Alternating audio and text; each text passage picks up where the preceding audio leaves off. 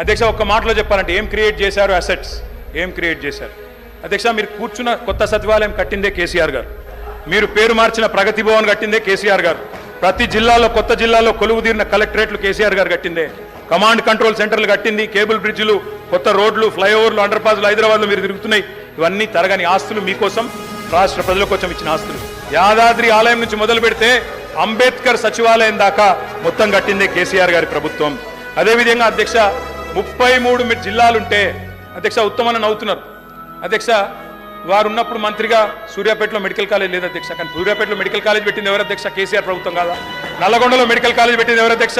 కేసీఆర్ ప్రభుత్వం కాదా? వికారాబాద్ జిల్లా చేసింది ఎవరు అధ్యక్ష? కేసీఆర్ ప్రభుత్వం కాదా? అధ్యక్ష ఇవన్నీ వాస్తవాలు, ప్రజలు వింటున్నారు అధ్యక్ష. మేము మిషన్ భగీరథ అనే కార్యక్రమం తీసుకున్నాం, ఇంటింటికి నీళ్ళు ఇచ్చాం, దానికోసం అప్పు చేశాం. అది తప్పంటారా? భవిష్యత్తు మీద పెట్టుబడి అంటారా? కరువును శాశ్వతంగా తరిమికొట్టే కాళేశ్వరం ప్రాజెక్టు కట్టాం, పాలమూరు రంగారెడ్డి ఎత్తిపోతల పథకం కట్టాం, దానికోసం అప్పు చేశాం, రాష్ట్ర ప్రజల కోసం చేసినాం. అది అప్ప పెట్టుబడా? ప్రజలు ఆలోచించాలా. కొత్తగా మెడికల్ కాలేజీలు, కొత్తగా హాస్పిటళ్ళు, అదేవిధంగా జిల్లాలలో హైదరాబాద్లో టిమ్స్, ఇవన్నీ కట్టాం. ఇవి అప్పు చేసి కడితే ప్రజలకు శాశ్వత ఇన్ఫ్రాస్ట్రక్చర్ క్రియేట్ చేస్తే అది తప్ప మంచిదా? ప్రజలు ఆలోచించాలి.